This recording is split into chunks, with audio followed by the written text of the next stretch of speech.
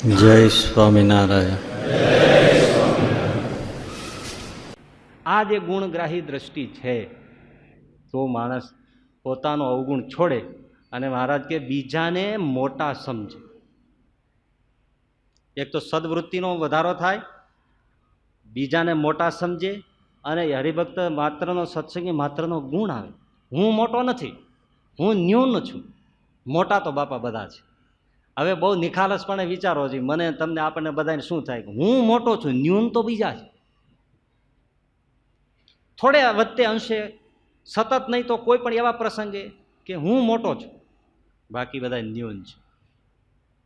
ત્યારે એટલો વિચાર કરવા જેવો નહીં કે જ્યારે આપણે પોતાને મોટો ગણીએ ત્યારે એટલું એક કાગળ અને પેન લઈને બેસું કે મારામાં કેવા ન કહી શકાય ને સંભળાવી શકાય એવા કોઈની જાણ બારા પણ મારા દોષ કેટલા, અને મેં કેટલી કેટલી આજ્ઞાઓ લોપી, અને મેં એમાં ભગવાનને કેટલો છેતર્યો, મેં સંતોને કેટલા છેતર્યા, અને મેં કેટલો દંભ કર્યો, એનું લિસ્ટ બનાવો, તરત મોટાઈ ઓગળી જશે કે ભાઈ આમાં કોઈને મોઢું જ દેખાડ્યા જેવું નથી. આપણે નકામાં મોટા થઈને પૂજની થઈને બેસી જાય છે, પણ આ લિસ્ટ બતાવે છે કે આમાં કંઈ હારા વાત નથી. બોલો કરવા જેવું કે નહીં? પણ એ લિસ્ટ સામે ધ્યાન નથી આપતા એટલે મોટાઈ ઘુમરાયા કરે છે. હા, લિસ્ટ પડકે પડ્યું છે, પણ એ લિસ્ટ જો ખોલવામાં આવે તો સૌ જીવન છે, સારા નબળા બધા આ તે પ્રસંગો જે બધું હોય પોતાનું જો લિસ્ટ બનાવે ન્યૂનતાનું, તો તરત દેખાય કે હું જ સર્વથી ન્યૂન છું, બાકી બધા મોટા છે, બધા બહુ સારા છે, હું ખરાબ છું. ઓહો, રામકૃષ્ણ પરમહંસના બે ચેલકા બાજી પડ્યા, એવા બાઈજા તમારા બથો બેઠાવી ગયા. હવે માથે તો ટાયલું, પણ હવે એવા બાઈજા હતા માથા ભટકાવ્યા. પ્રશ્ન શું હતો ખબર છે? ઓઈલો કે તારા કરતા હું મોટો, પેલો કે તારા કરતા હું મોટો. એવા બાજા ભાઈ, હા હા હા. પછી બાજીને થાક્યા ને એટલે કે હવે એમ તો નિર્ણય નહીં થાય, આપણે બાપજીને પૂછી.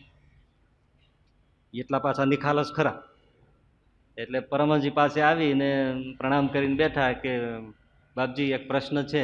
તો કે કેમ આમ આંખો બધી ફરી ગઈ છે, અને આ બધા કપડાં બપડા અસ્તવ્યસ્ત થઈ ગયા? તો કે એનું પૂછો માં, અમારા પ્રશ્નનો જવાબ આપો એટલે બધું ઉકલી જશે. તો કે બોલો. તો કે હું કહું છું કે હું મોટો, અને આ કહે છે એ મોટો એમ માને છે, અને એનો અમારે ઝઘડો છે. તો ખરેખર તમે બતાવો એટલે અમારો વાત પતી ગઈ. અમારે બેમાંથી મોટો કોણ તમે નિર્ણય આપો, કારણ કે તમે ગુરુ છો, અમારા કરતાં તમે જાણો, અને તમે જે બતાવો એ અમારા નિર્ણય. એટલે અમારા બેમાંથી મોટો કોણ? પણ પરમહંસજીએ બાપાએ 100 સોનાના તોલા જેવી વાત કરી, અને આપણા તોલા તોડી નાખે એવી. પરમહંસજીએ કહ્યું કે જે બીજાને મોટો માને એ મોટો. એટલે બોલ્યો કે ના ભાઈ તમે મોટા. ના રે હું ક્યાં, હું તો ઝૂલ્યો. ના રે ના તું મોટો. બોલ્યો કે નહીં મને 5 દંડવત કરવા દે, તું મોટો. પરમહંસજી જોઈ રહ્યા, જોયું બે મોટા થયા, આમાં કોઈ ન્યૂન રહ્યું? અને બાજીને બે ન્યૂન થયા, અને બીજાને માન આપીને બે મોટા થયા. બીજાને મોટો ગણે, બીજાને માન આપે એ મોટો, બીજાને નાનો ગણે, બીજાને હલકો ગણે, બીજાને દોષિત ગણે, બીજાને ખામીવાળો ગણે, એ પોતે જ દોષિત, પોતે જ દોષયુક્ત, પોતે જ અવગુણ. આવી દ્રષ્ટિ થાય તો મહારાજ કે ઓહો, એને આઠે પહોર આનંદ, સત્સંગનો આનંદ વર્તે.